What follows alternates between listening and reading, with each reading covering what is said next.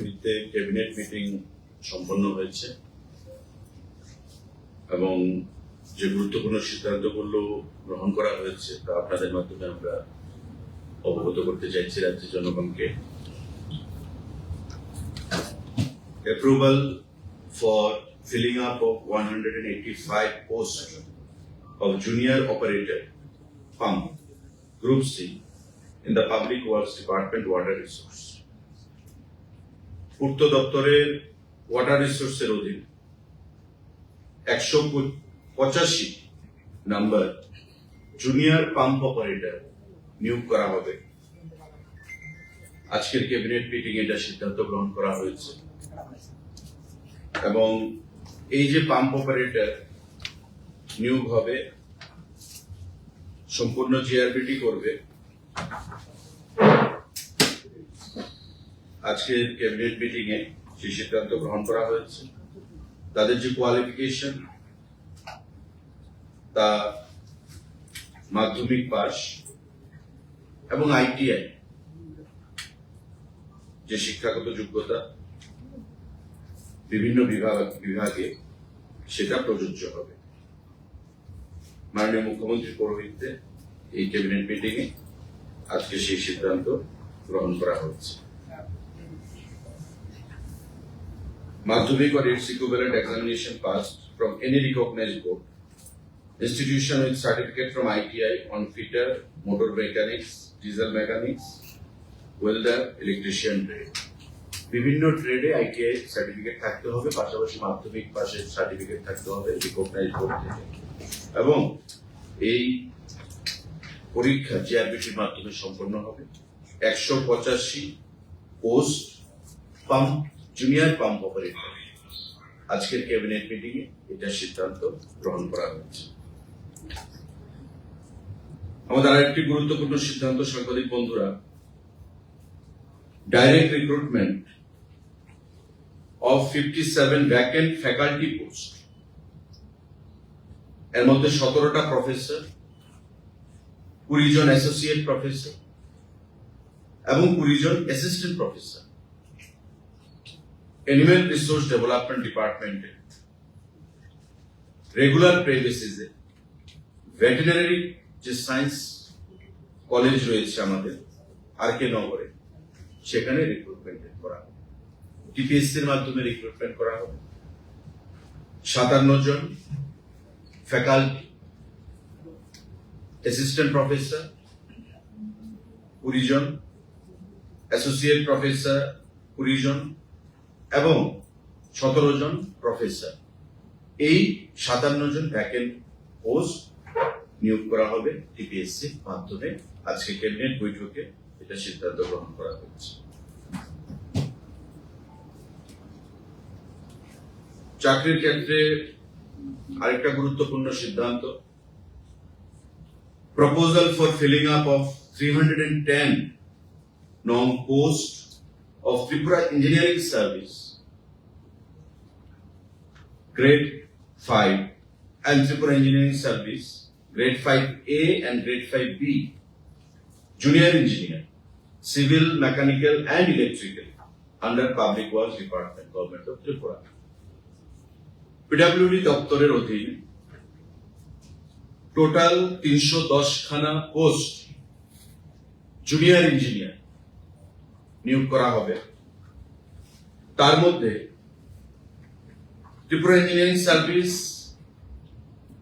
Grade 5A category এবং Tripura engineering service grade 5B category.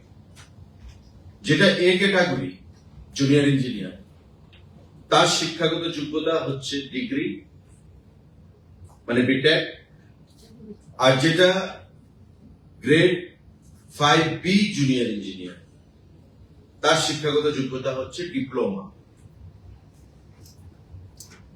310 খানা post, এর মধ্যে ডিগ্রি সহযোগে সিভিল 169 জন, মেকানিক্যাল 8 জন এবং ইলেকট্রিক্যাল 18 জন। টোটাল 195টা পোস্ট ডিগ্রি যারা ইঞ্জিনিয়ার হোল্ডার রয়েছে, ইঞ্জিনিয়ারিং এর ডিগ্রি হোল্ডার, টোটাল 195টা পোস্ট তাদের হবে জুনিয়র ইঞ্জিনিয়ার গ্রেড এ, আর যারা ডিপ্লোমা ইঞ্জিনিয়ার তাদের হবে সিভিলের 104, মেকানিক্যালের 5 এবং ইলেকট্রিক্যালের 6, টোটাল 115 জন। তারা হবে, তাদেরকেও জুনিয়র ইঞ্জিনিয়ার হিসেবে নিয়োগ করা হবে, কিন্তু তারা হবে গ্রেড বি। অর্থাৎ যাদের ডিগ্রি রয়েছে তারা হবে জুনিয়র ইঞ্জিনিয়ার গ্রেড 5A, আর যাদের ডিপ্লোমা রয়েছে তাদের বলা হবে junior engineer grade 5B। Total post 310 খানা টিপিএসসি এর মাধ্যমে নিয়োগ করা হবে। আজকের ক্যাবিনেট বৈঠকে এই সিদ্ধান্ত গ্রহণ করা হয়েছে। সাংবাদিক বন্ধুরা, আপনারা জানেন আমাদের রাজ্যে মেয়ে অস্মিতা দে, শ্রীমতী অস্মিতা দে ইতিমধ্যে ভারতবর্ষের গর্ব হিসেবে নিজেকে প্রতিষ্ঠিত করেছে। কমনওয়েলথ গেমসে গ্লাসগোতে স্বর্ণপদক জিতে জুডোতে, এবং আজকে সে ত্রিপুরাতে রয়েছে। রাজ্য সরকার 2.5 ঘন্টা জায়গা প্রদানের সিদ্ধান্ত সেটা গ্রহণ করেছে শ্রীমতী অস্মিতা দেকে, এবং তার যে premium proposal for waiving of allotment premium amounting to 33,50,239 for allotment of land measuring 0.0500 acres at Moja, Agartala sheet number 12 under Shodor subdivision in favor of Srimati Oshmita De, gold medalist in judo at the Commonwealth Games 2026 held at Glasgow for homestead purpose. ঘর নির্মাণ করার জন্য 2.5 ঘন্টার মতো জায়গা তাকে প্রদান করা হয়েছে। এই যে মোজা শীট নাম্বার আমি বললাম, অভিনবস্থিত কোন একটি জায়গা, এবং তার যে প্রিমিয়াম, যেহেতু অ্যালটমেন্ট, তার যে প্রিমিয়াম 33,50,239 টাকা, সেটা মুকুব করা হয়েছে। আজকের ক্যাবিনেট বৈঠকে এটা সিদ্ধান্ত গ্রহণ করা হয়েছে মাননীয় মুখ্যমন্ত্রীর পৌরোহিত্যে। 33,50,239 টাকা, এটা প্রিমিয়াম। অ্যালটমেন্ট দিলে আপনারা জানেন যে প্রিমিয়াম দিতে হয়, ওই অ্যালটমেন্টের প্রিমিয়াম সেটা। সাংবাদিক বন্ধুরা, আমাদের রাজ্যে সরকারি চাকরির ক্ষেত্রে পিআরটিসি বাধ্যতামূলক ছিল, এবং আমাদের সরকার আসার পর সেটা আমরা ম্যান্ডেটরি করেছিলাম যে কোনো অ্যাসপিরেন্ট চাকরির ক্ষেত্রে পিআরটিসি থাকতে হবে ত্রিপুরা রাজ্যে, পার্মানেন্ট রেসিডেন্ট সার্টিফিকেট। এই নিয়ে দিল্লির একজন বাসিন্দা ত্রিপুরা হাইকোর্টে মামলা করেছিল, এবং ত্রিপুরা হাইকোর্ট বলেছে যে এটা ভারতবর্ষের সংবিধানের আর্টিকেল 16(3) কে হিট করছে, কন্ট্রাডিক্ট করছে। সুতরাং রাজ্য সরকারকে সেটাকে রিভিউ করার জন্য নির্দেশ পাঠায় মাননীয় হাইকোর্ট। আজকের ক্যাবিনেট মিটিং এ পিআরটিসি যে direct recruitment under administrative control of government of Tripura, এটা ক্যান্সেলেশনের জন্য সিদ্ধান্ত হয়েছে। কিন্তু পাশাপাশি রিক্রুটমেন্ট রুলসে রাজ্যের যেটা পিআরটিসি বাধ্যতামূলক ছিল, এখন তার পরিবর্তে বাধ্যতামূলক করা হয়েছে the candidate must have completed regular schooling for at least 5 years in between class 1 to class 12 from a schools located in the state of Tripura. অর্থাৎ 5 বছর কন্টিনিউয়াস সে পড়াশোনা করেছে ত্রিপুরা রাজ্যে, স্কুলিং, যে কোনো স্কুলে,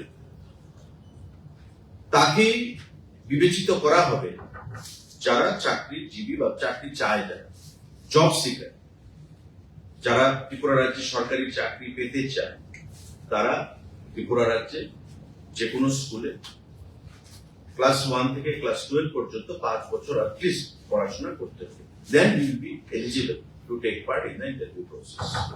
আগে যেটা ছিল পিআরটিসি, সেটাকে ক্যান্সেল করে এই ক্লজ এখানে ঢোকানো হয়েছে। আজকের ক্যাবিনেট মিটিং এ সেটা সিদ্ধান্ত গ্রহণ করা হয়েছে, কারণ আগের যে প্রভিশনটা, it was contradicting directly the article 16 of Indian constitution. সাংবাদিক বন্ধুরা, আমাদের আজকের ক্যাবিনেট বৈঠকে আরো নতুন 4টে ফায়ার স্টেশন, বক্সনগর, মনোবঙ্কুল, গঙ্গানগর এবং গর্জি, 4টি স্থানে ফায়ার সার্ভিস ডিপার্টমেন্টের অধীন নতুন 4টে ফায়ার স্টেশন স্থাপনের সিদ্ধান্ত গ্রহণ করা হয়েছে। পাশাপাশি আমাদের জেনারেল অ্যাডমিনিস্ট্রেশন পলিটিক্যাল ডিপার্টমেন্ট, আপনারা জানেন যে যারা এক্স সার্ভিসম্যান সেনাবাহিনীতে চাকরি করতো, তাদের যে ফ্যামিলি, তাদেরকে রাজ্য সরকারের তরফ থেকে কিছু গ্রান্ট দেওয়া হয়। সেই গ্রান্টের যে অ্যামাউন্ট, সেটা বৃদ্ধি করা হচ্ছে। যেমন এখানে সাবজেক্টে বলা হয়েছে enhancement of various grants under Tripura amalgamated special fund for reconstruction and rehabilitation of ex serviceman issuance of notification দেওয়া। আমাদের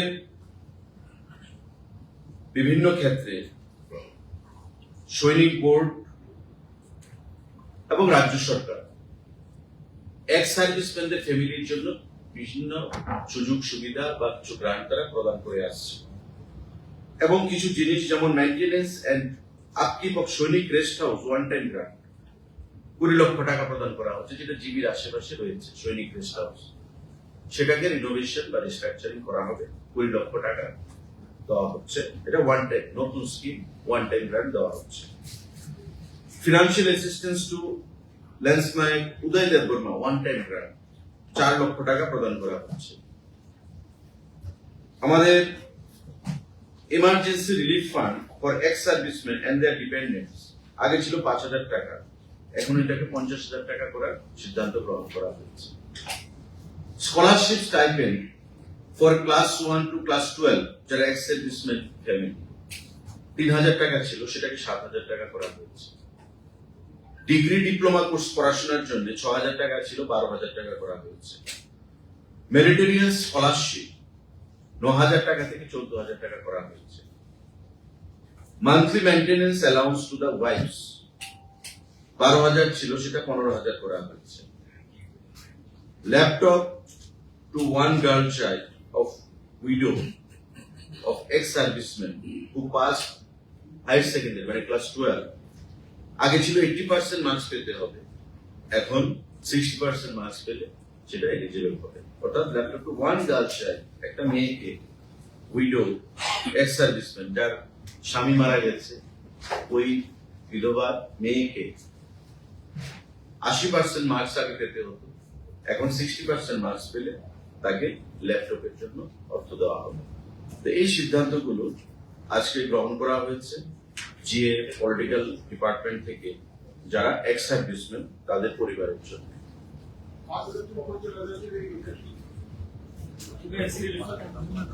এটা হচ্ছে emergency relief fund for ex serviceman and their dependents. 5,000 ছিল, এটাকে 50,000 করা হয়েছে।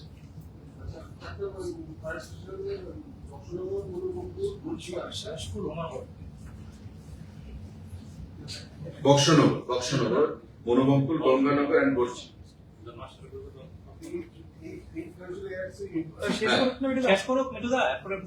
আজকের ক্যাবিনেট বৈঠকে এই সিদ্ধান্তগুলো গ্রহণ করা হয়েছে।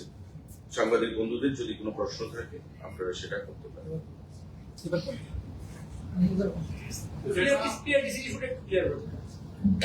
পিআরটিসি আমাদের রাজ্যে যে কোনো চাকরির ক্ষেত্রে বাধ্যতামূলক ছিল। পার্মানেন্ট রেসিডেন্ট সার্টিফিকেট ত্রিপুরা রাজ্যের ছাত্র ছাত্রীরা, ত্রিপুরা রাজ্যের যুবকদেরকে সুবিধা দেওয়ার জন্য। কিছুদিন আগে দিল্লির কোন এক বাসিন্দা হাইকোর্টে মামলা করে, যেটা আর্টিকেল 16 ভারতবর্ষের সংবিধানে, সে আর্টিকেল 63 কে হিট করছে বা কন্ট্রাডিক্ট করছে। তো স্বাভাবিকভাবেই ত্রিপুরা হাইকোর্ট রাজ্য সরকারকে সেই বিষয়টা খতিয়ে দেখার জন্য নির্দেশ প্রদান করে। এবং ত্রিপুরা হাইকোর্টের এই নির্দেশ আসার পর সেটা পিআরটিসির যে বাধ্যতামূলক বিষয়টা ছিল সেটাকে ক্যান্সেল করা হয়েছে। কিন্তু পাশাপাশি এখন থেকে যে কোনো সরকারি চাকরির ক্ষেত্রে যারা অ্যাপ্লাই করবে তাদের অন্তত ত্রিপুরা রাজ্যের ক্লাস 1 থেকে 12 এর মধ্যে 5 বছর পড়াশোনা করতে হবে এক নাগারে। এটা 1 থেকে 5 হতে পারে, এটা 5 থেকে 10 হতে পারে, এটা 5 বছর অন্তত কিউমুলেটিভ 5 বছর পড়াশোনা করতে হবে, এটা বাধ্যতামূলক করা হয়েছে। পিআরটিসি ক্যান্সেল করা হয়েছে, কিন্তু যারা প্রতিযোগিতামূলক পরীক্ষায় অংশ নিতে চায় ত্রিপুরা রাজ্যে চাকরির জন্য তাদের ত্রিপুরা রাজ্যে 5 বছর পড়াশোনা করতে হবে। স্কুল সার্টিফিকেট এখন ত্রিপুরা রাজ্যে যে কোনো স্কুলে যদি পড়াশোনা করে তো নিশ্চয়ই বোর্ডের বা স্কুলের কাছে সেই রেকর্ড থাকবে। এখন মাধ্যমিক পাস ত্রিপুরা থেকে করবে, তো মাধ্যমিক পাস করলে সে বোর্ডের থেকে সার্টিফিকেট থাকবে, বা তার আগে 5 বছর তো তার পড়াশোনা করতে হবে যে কোনো স্কুলে যদি পড়াশোনা করে তবে স্কুলের কাছে থাকবে বা ডিস্ট্রিক্ট অথরিটির কাছে সেটা থাকবে, তো তার ভিত্তিতে তাকে অ্যাপ্লাই করতে হবে। স্কুল সার্টিফিকেট 5 বছর পড়াশোনা, কন্টিনিউয়াস 5 বছর পড়াশোনা। Continuously at a stress, or it may be a break also within class 12. No, it was at a stress. At a stress. It is at a stress. আচ্ছা, কালকে একটা চিঠি পাঠিয়েছিলেন বিমান কমা এবং ভাড়া বাড়া সংক্রান্ত ইস্যুতে, কোনো রিপ্লাই কি এসছে বা এটার আপডেট কি আছে? না, এটা মাননীয় মুখ্যমন্ত্রীও আজকে সাংবাদিকদের প্রশ্নের জবাবে যে কোনো একটা অনুষ্ঠানে বলছিলেন, উনিও বিষয়টা দেখছেন। আমিও কেন্দ্রীয় সিভিল এভিয়েশন মিনিস্টারকে চিঠি পাঠিয়েছি এবং আমি ব্যক্তিগতভাবে গিয়ে ওনার সঙ্গে কথা বলবো। সেই বিষয়টা আমাদের আসলে এয়ারলাইন যে সার্ভিস প্রোভাইডার, যারা সার্ভিস প্রোভাইড করে আমাদেরকে, তারা ডিকন্ট্রোল রাজ্য কেন্দ্রীয় সরকারের ডাইরেক্ট অধীনে নেই। আর আমাদের রাজ্য সরকারের তো তাদের সাথে কোনো লিঙ্কেজই থাকে না। কিন্তু অনেকের ধারণা যে রাজ্যের পরিবহন দপ্তরের অধীনে হয়তো সিভিল এভিয়েশন বা রেল এই জিনিসগুলো, কিন্তু সেটা সঠিক নয়। তাই আমরা রিকোয়েস্ট করতে পারি, আমরা দাবি জানাতে পারি যে জিনিসটা আমরা এবং মাননীয় মুখ্যমন্ত্রীও সেটা করেছে। কিন্তু দেখা যাবে আমরা যখন কথা বলবো, মাননীয় মুখ্যমন্ত্রী কথা বলবে, আগামী দিনে আমরা চেষ্টা করবো যাতে এয়ারলাইনের সংখ্যা না কমানো। So what are the reason behind it? মানে we often find যে প্রচন্ড ভিড় থাকে in this route particularly এবং infrastructure is what is the reason, and there is also a subsidy in the fuel also. It is best known to the companies only, because these all are profit earning companies.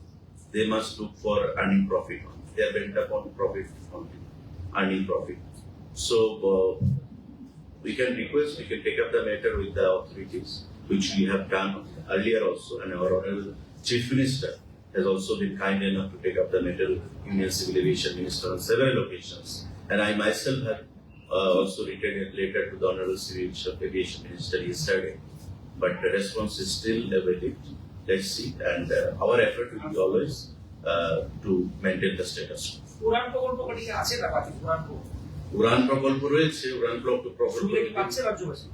উড়ান প্রকল্পের অধীনে দেখুন, উড়ান প্রকল্প একটা, কিন্তু প্রকল্পকে implement করতে গেলে উড়ানের মধ্যে তো টেন্ডার বেসিস। এখন যে এজেন্সিকে, এয়ারলাইন কোম্পানিকে দায়িত্ব দেওয়া হবে, সেই এয়ারলাইন কোম্পানি নিজের প্রফিটটার কথা চিন্তা করে তারা বিমান চলাচল করবে। এখন ওই সমস্ত কোম্পানিগুলো যদি না আসে, রাজ্য সরকার বা কেন্দ্রীয় সরকার কিছু করতে পারবে। যেমন আমি কৈলাসহর এয়ারপোর্টের কথাই বলছি, এটা নিয়ে আগেও আলোচনা হয়েছে। রাজ্য সরকার আন্তরিক এই বিষয়টা নিয়ে, মাননীয় মুখ্যমন্ত্রী আন্তরিক, মিটিংও করেছেন, আমিও করেছি, দিল্লি থেকে প্রতিনিধি দল এসেছে। যে কোম্পানিকে দায়িত্ব দেওয়া হয়েছে উড়ান মানে কানেক্টিভিটির আন্ডারে, সেখানে কোম্পানি বলছে যে 19 সিটারের এয়ারলাইন চালু করার জন্য, কিন্তু সেটা ভাইয়েবল হবে কি ওই কোম্পানির কাছে? নিশ্চয়ই তারা একটা কেস স্টাডি বা R&D করবে, সেটা করে তারা সিদ্ধান্ত গ্রহণ করবে। রাজ্য সরকারের তাতে কিছু করার থাকে না। উড়ান কোম্পানিতে বিভিন্ন এয়ারলাইন এজেন্সিকে দায়িত্ব দেওয়া হয় টেন্ডারের মাধ্যমে, কোন রুটে কারা যাবে। এখন তারা যদি না আসে, সেখানে আমাদের হাতে কিছু করার থাকে। বিভিন্ন স্কুলের ভিতরে শিক্ষক সংকট রয়েছে, কিন্তু বেকাররা রাস্তায় আন্দোলন করছে, উত্তীর্ণ যারা আছে যে বিষয়ে এবং বিভিন্ন দপ্তরে কিছু নিয়োগ আনা হয়েছে অনেকদিন আগে সেগুলো ছাড়া হচ্ছে না। সেই বিষয়ে কি ক্যাবিনেটের কোনো রকম সিদ্ধান্ত দেখুন, আছে? রাজ্য সরকারের নিয়োগের যে বিষয়টা, নিয়োগ আজকে যেটা সিদ্ধান্ত হলো ত্রিপুরা ইঞ্জিনিয়ারিং সার্ভিস, পিডাব্লিউডিতে, ওয়াটার রিসোর্সে বা আমাদের বিভিন্ন দপ্তরে, সেগুলো এমন নয় যে কালকেই নিয়োগ হয়ে যাবে। একটা করবে জিআরবি, একটা করবে টিপিএস। এই যে প্রক্রিয়াটা, এটা একটা প্রক্রিয়া, ইটস এ প্রসেস, এবং এই প্রসেসটা কমপ্লিট করতে একটা বিশাল সময় লাগে ট্রান্সপারেন্সি মেনটেন করে। যখন নিয়োগ সিদ্ধান্ত হয়েছে, যখন নিয়োগ প্রক্রিয়ার প্রসেস শুরু হয়েছে, এটা শেষ হবে, তার একটা টাইম লিমিট থাকে, ওই টাইমের মধ্যে সেটা শেষ হবে। মাঝখানে বিভিন্ন আইনি জটিলতা তৈরি হয়, কেস হচ্ছে, তো সেই আইনি জটিলতাগুলো পেরিয়ে দপ্তরকে বা সরকারকে সিদ্ধান্ত গ্রহণ করতে হয়। এই জিনিসগুলো দপ্তরের বা মাননীয় মুখ্যমন্ত্রীর বা দপ্তরের যে মন্ত্রীরা রয়েছেন তাদের নজরে রয়েছে, এবং আগামী দিনে সঠিক সময়ে এই রিক্রুটমেন্ট গুলো, প্রসেস গুলো সম্পন্ন হবে। আচ্ছা, একটা জিনিস, আমাদের গত 15 দিন যাবত রেল লাইন বন্ধ, গুডস ট্রেনের রোডও বন্ধ, অপেক্ষার বিষয় আছে না, চিফ সেক্রেটারি এগুলো প্রসেস দ্রুত করার জন্য রাজ্য সরকার রেলওয়ের, আপনি জানেন যে প্রবল বর্ষণ চলছে, এবং বর্ষণের ফলে নর্থ ইস্টের আমাদের আসাম আগরতলার যে লাইন বিভিন্ন সময় ডিরেলমেন্ট বা ডিসরাপশন হয়, সেগুলো আমরা এনএফএর সাথে কথা বলেছি, কিন্তু এখন পর্যন্ত সিরিয়াসনেস যে বিষয়টা সিরিয়াস নয়। নতুবা আমাদের পেট্রোলের ট্যাঙ্কার কি করে আসছে, গাড়িগুলো কি করে আসছে, আমাদের পেট্রোলে তো কোনো ক্রাইসিস নেই, বা আমাদের নিত্য প্রয়োজনীয় দ্রব্য সামগ্রী এমন না যে আটকে রয়েছে, ক্রাইসিস রয়েছে। তো সিরিয়াস ততটুকু নয়, তবে কিছু ডিসরাপশন রয়েছে। এনএফ রেলওয়ে থেকে আমরা আলোচনা করেছি, সেগুলো দ্বারা শারীরিক কাজ, যুদ্ধগুলির তৎপরতায় শারীরিক কাজ চলছে। স্যার, যেটা পিআরটিসি বাধ্যতামূলক নয়, যেটা স্কুলের সার্ভিস কবে থেকে লাগু হবে স্যার? ইমিডিয়েট নেক্সট যত প্রসপেক্টিভ যে রিক্রুটমেন্ট গুলো হয়ে গেছে, সেগুলো হয়ে গেছে ইমিডিয়েটলি। এখন থেকে, যেমন আজকে আমরা অনেকগুলো চাকরির ঘোষণা দিলাম, এখান থেকে এগুলো চালু হবে। প্রসপেক্টিভ মানে henceforth, এখন থেকে যা নিয়োগ হবে এই নতুন আইনে বা নতুন সিদ্ধান্তে নিয়োগ হবে। স্যার, ইদানিং আপনি যেটা ক্যাবিনেটে জিআরবিটির ক্ষেত্রে অনেকগুলো সিদ্ধান্ত হচ্ছে, বেশ বিগত ধরেন 4-5 যেগুলি ক্যাবিনেট বেশ কয়েকটি জিআরবিটি যে ওয়ান প্রসেসটা সে এখনো কমপ্লিট হয়নি। তো কবে নাগাদ জিআরবিটি টুটা আবার হবে? কারণ 1 বছর পর পর সেগুলি চাকরিগুলি মানে যেগুলি আপনারা ডিসিশন নেন সেগুলো অবরুদ্ধ হয়ে যায়, পরবর্তী সময় আপনাদের আবার ক্যাবিনেট ডিসিশন নিতে হবে। তো অনেকগুলি ক্ষেত্রে এরকম অনেকগুলি ডিসিশন রয়েছে যেগুলো 1 বছর হয়ে গেছে। GRBT it's a board, it's a recruitment board, তার একটা পরিকাঠামো রয়েছে। জিআরবিটি, আপনি সঠিক বলেছেন, এবং এই বিষয় নিয়ে আমাদের ক্যাবিনেটে মাননীয় মুখ্যমন্ত্রী পৌরোহিত্যে, মুখ্য সচিবের উপস্থিতিতে, মন্ত্রীদের উপস্থিতিতে আমাদের আলোচনা হয়েছে জিআরবিটিকে আরো স্ট্রেংথেন করার জন্য, এবং সরকার জিআরবিটিকে আরো স্ট্রেংথেন করবে আগামী দিনে, যাতে যেই প্রসেসটা শুরু হয়েছে সেটা সময়ে বা সময়ের আগে যেন সম্পন্ন করা যায়। জিআরবিটি এমন নয় যে আজকে আমরা 100টা বা 200টা রিক্রুটমেন্টের জন্য আমরা রিকুইজিশন পাঠালাম সরকারের তরফ থেকে, জিআরবিটি কালকে থেকে এটা প্রসেস শুরু করে দেবে। জিআরবিটি একসঙ্গে 2-4-5 হাজার যখন একুমুলেশন হবে, একসঙ্গে তাদের কাছে জমা করবে রিকুইজিশন, তখন জিআরবিটি রিক্রুটমেন্টের জন্য অ্যাডভার্টাইজমেন্ট করবে। তো এটা করতে গিয়ে ফিনান্সের অ্যাপ্রুভাল নিয়ে, জিএপিইডির অ্যাপ্রুভাল নিয়ে, ক্যাবিনেট করে, আপনার প্রসেস করে যখন দপ্তর থেকে পাঠানো হবে, একটার পর একটা দপ্তর জিআরবিটি কে পাঠাবে। তো GRBT has to wait up to certain period of time for accumulation of a good number of candidates. তারপর তারা অ্যাডভার্টাইজমেন্টে যাবে। 100, 200, 300, 400 জন্য জিআরবিটি রিক্রুটমেন্ট করবে। পোস্টগ্রাজুয়েশনের পরে তো বলতে নির্দিষ্ট সময়ে নিয়োগ না হলে পুলিশ হয়ে যায়। নির্দিষ্ট সময়ে না, এগুলো যেমন আজকে একটা ক্যাবিনেট, আমি আপনাকে বলি, ফায়ার সার্ভিসের ফায়ারম্যান এবং ড্রাইভার রিক্রুটমেন্টের সেখানে একটা ফাইল এসেছিল, মানে প্রপোজাল কি, recreation and filling up of 339টা পোস্ট। আমার ইনিশিয়াল ধারণা ছিল এটা হয়তো নতুন হবে, কিন্তু আমার একটু কনফিউশন ছিল। আমি যখন স্পেশাল সেক্রেটারি ফায়ার সার্ভিস, কেউ যখন ফোন করে আমি জানলাম, এবং নোটটা যখন আমি পুরো ডিপার্টমেন্টের, ধরুন একটা বড় নোট ভলিউম থাকে, আমি মোটামুটি যখন পুরোটা পড়লাম, তখন দেখলাম যে এটা যেটা 2022-23 সালে যেটা রিক্রুটমেন্ট প্রসেস শুরু হয়েছিল সেটারটা এটা অলরেডি পোস্ট ল্যাপস হয়ে গেছে।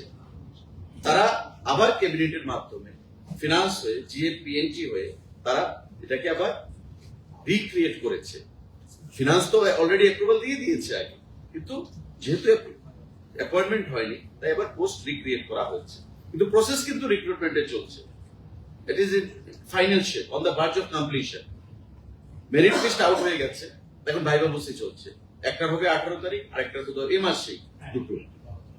ফায়ারম্যান এবং ড্রাইভার ফায়ার সার্ভিস প্রায় 339 খানার মতো প্রশ্ন। এগুলো দপ্তর যদি ল্যাপস হয়ে যায় রিভ্যালিডেট করার প্রসেস রয়েছে বা রিক্রিয়েশনের প্রসেস রয়েছে। এত আতঙ্কিত হবেন না। আপনি পোস্ট ক্রিয়েট করলেন আজকে এক বছর একটা ফিনান্সিয়াল ইয়ার। যদি এক বছরের মধ্যে না হয় এটা আবার রিক্রিয়েট করতে হয় বা রিভ্যালিডেট করতে হয়। রিভ্যালিডেট করতে হয় টাকা পয়সার ক্ষেত্রে, অ্যামাউন্ট ফিনান্সের ক্ষেত্রে, আর পোস্টের ক্ষেত্রে সেটাকে রিক্রিয়েট করতে হয়, যেটা আজকে করিয়ে নিয়েছে তারা। এটা রিক্রুটমেন্ট প্রসেসে এটা কোনো হিন্ডারেন্স হবে না। যেটা রিক্রুটমেন্ট চলছে কিন্তু যেহেতু ওই টাইমের মধ্যে অ্যাপয়েন্টমেন্ট দেওয়া যায়নি তাই পোস্টটাকে আবার রিক্রিয়েট করে নেওয়া হয়। Sir, like IAS and IPS, why can't JRBT also have at least a yearly routine that at a fixed date they'll have an examination? Why can't that be created? At least in a- Like UPSC means. Yeah. See, UPSC is a vast body. You know what is the number of aspirants or candidates participate for IAS and IPS every year? It's more than 22 lakhs, 23 lakhs. So the number is huge. UPSC can bank on that. But JRBT cannot bank on a bigger amount or bigger figure of 200 and 300 and 400. They can wait at least for a sizable figure of 3,000, 4,000 or 5,000, which happened earlier when we started No, the I process was of talking JRBT. not only the teachers recruitment also, because Right. every day there are those who go for completion of their terms. Exactly. There are teachers, the schools are running without teachers. That is also a fact. But since your government want to go for quality education, better education system, why can't that be done in a See, regular basis, teachers? There is constraint of fund. There is constraint of fund. You understand? No? There is constraint of fund. The department, the government, or the chief minister, the concerned ministers, they are always eager to give maximum number of employment to the unemployed youths of the state. We want livelihood to be given or provided to each and every household by any means. But we have to follow certain policy, rule, regulation. So you have to cut your coat according to the cloth available. So you cannot go extravagant. Okay, you cannot go extravagant. Teachers, I would say. Depending upon the financial crunch also, many developmental projects, many, by the department, by the government and under the leadership of our Honorable Chief Minister. So wait and watch. It is very much in the minds of the ministers and the government to recruit the teachers who are eligible for ERBT and all. In the due course of time, this will be attended. One more question, sir. That pure petrol, the government has policies now to also keep the option. In Tripura, what is the